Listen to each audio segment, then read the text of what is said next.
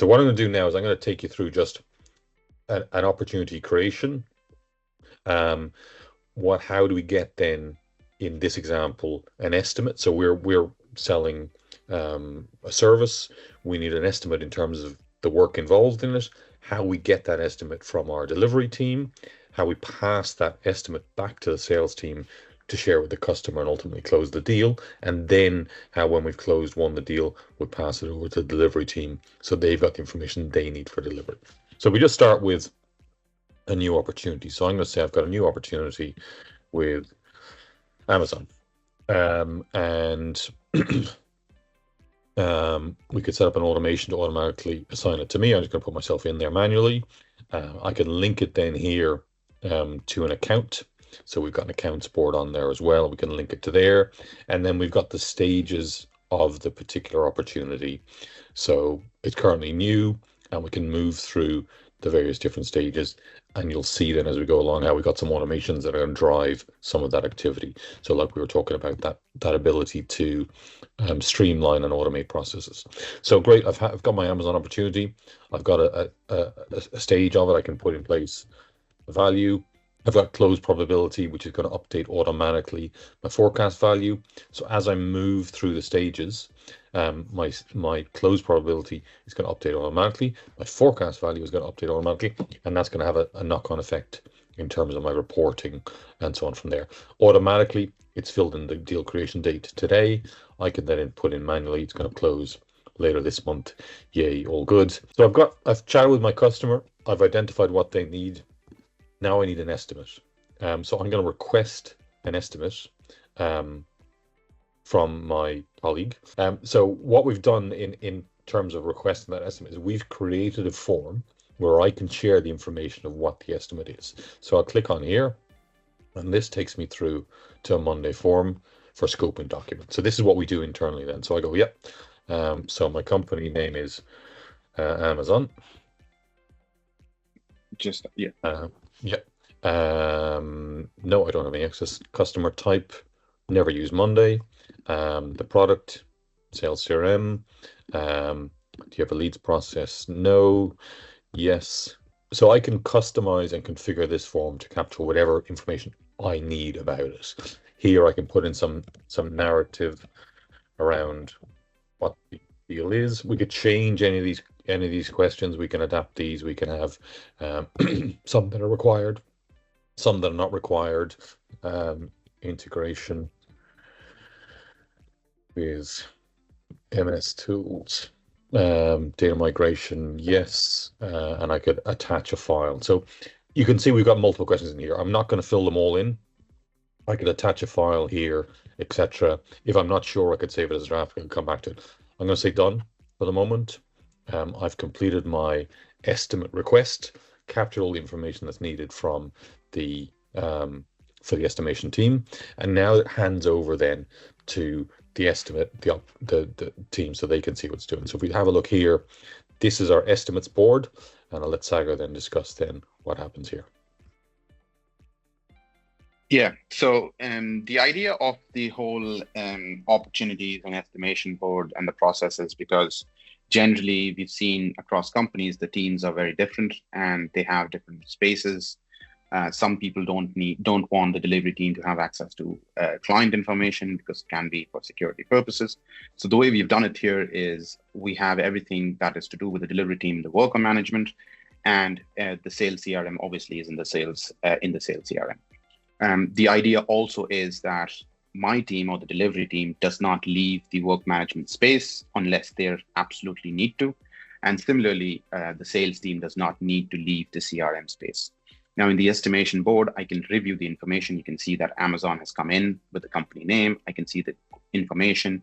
I can also quickly pop in a question to Martin to say, okay, I need this information for to estimate this further, right? So now that I've popped in that information, Martin should be able to, so now Martin's department is obviously the CRM. So he could go back to the CRM and on the estimation update on top and the tab in the view there, he could see the estimates that he's put together.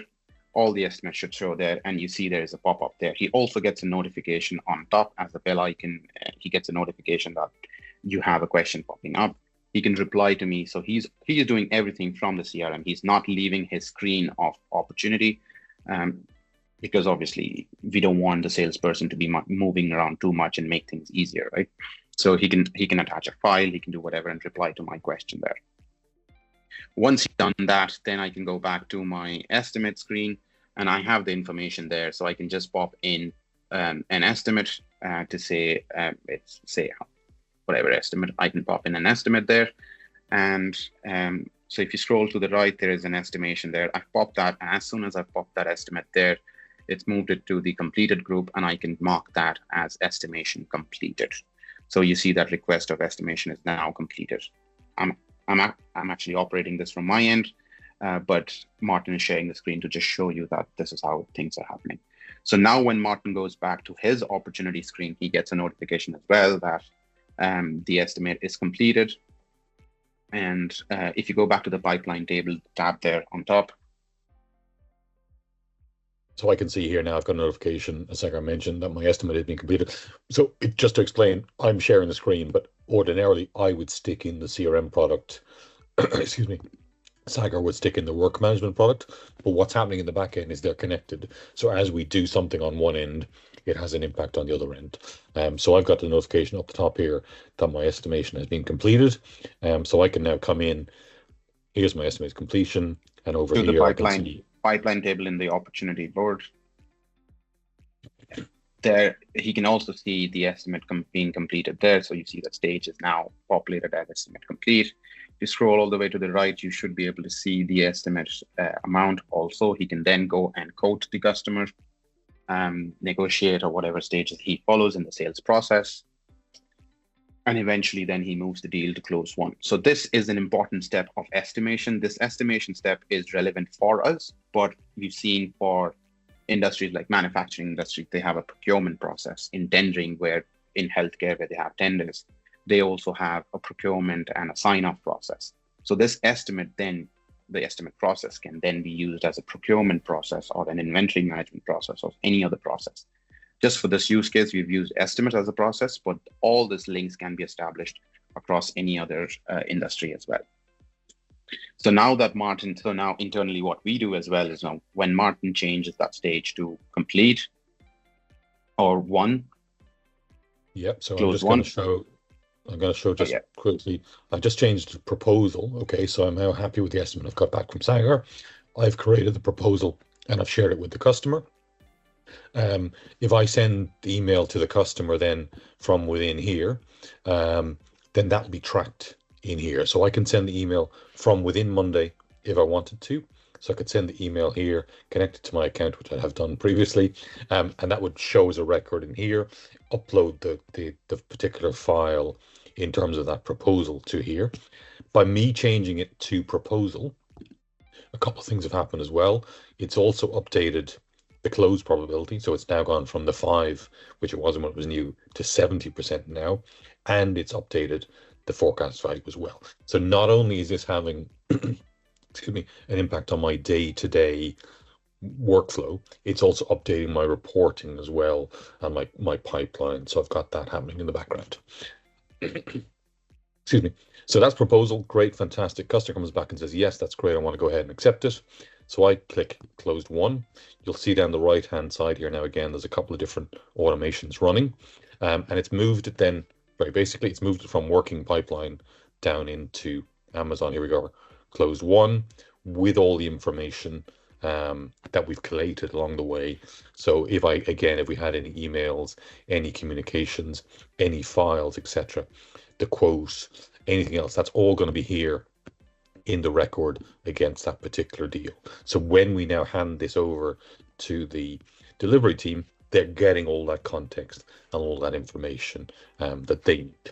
So I'm finished with my process. Yay, I can go home all happy. But now Sagar's got to deliver what we've sold. So how does he do that? How does he get that? So I'll come back in here over to the work management. And we're going to change from the estimate board into our excuse me, into our what does POD stand for? Project on delivery, plan on delivery. Yeah. Yeah. If you go to the summary board there, so this is another space where we use to maintain the The projects maintain everything that's happening in our projects. How do we track projects after the sales process? Assign delivery managers, look at the budgets, and stuff like that. Okay, so now you see when he's marked it as closed won, it's automatically created a project here in the to be scheduled queue. And at the same time, an automation has kicked in to put 8 tasks for my team to complete. So those are the subtasks that need to be complete. I can look at the project length and I can look at all the other details and assign a delivery manager. So anyone from my team, if I assign as a delivery manager there, then I can put in a comment in the update section to say, listen, arrange a handover, because I now know that the salesperson is Martin. So I could say arrange a handover call with Martin, and I can put in some timelines. This is just how we hand over the sales process internally. I can go on and talk about how we manage deliveries as well, but I think that'll be a deeper discussion. But what I also wanted to show you here is at any point of time, if Kian as the delivery manager wants to go back and look into the opportunity or into what's happened there. So Martin, if you just click into the update section, and on top, you should see an op tab on the top. The third tab is op. If you click into that, that takes him to the connected op. So it would be connected ordinarily. Yeah, I think I have the Audio Studio deal there connected. If you look at the Audio Studio deal. Yeah, perfect. Yeah. On top. So here's one we created earlier.